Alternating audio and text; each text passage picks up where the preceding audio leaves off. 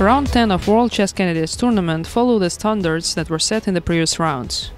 One game was decisive, and there were 3 draws. But let's start from the very beginning. Sergei Karyakin and Anish Giri finished their game in a draw quite quickly. Sergei Karyakin, who is one of the leaders, didn't get anything from the opening with white pieces, so the draw was agreed already after 2 hours of play. Just a little while later, Peter Svidler and Hikaru Nakamura also finished their game in a draw. Both players are probably not fighting for the first place any longer, and in a post-game interviews for the journalists, they both said that they are not satisfied with their performance at this tournament so far. Well, the tournament obviously hasn't gone well, to say the least, but it just seems like in general I've been a little bit unfortunate. I mean, I seem to be running into people's preparations. The third game to finish was the encounter between Fabiano Caruana and Viswanathan Anand. And this one was a decisive game of the day. Fabiano Caruana, who had white pieces, conducted this game really strong and confident. So his opponent, ex-world champion Viswanathan Anand, had to resign. This means that Fabiano Caruana is now joining Sergei Karyakin in the lead, and Anand is now half a point behind.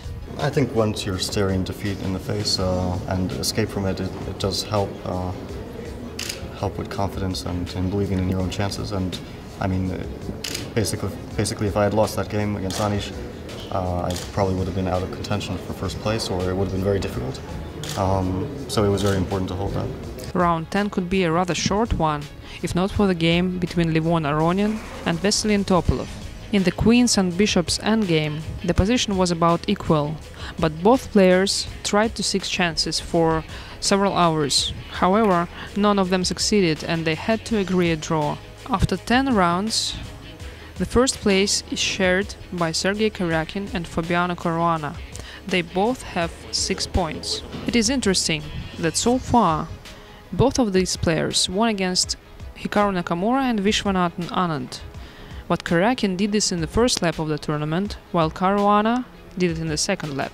If the situation doesn't change until the end of the tournament, and they would make all draws till the end and still lead, that would mean that Caruana and Karyakin would have to play a playoff for the first place.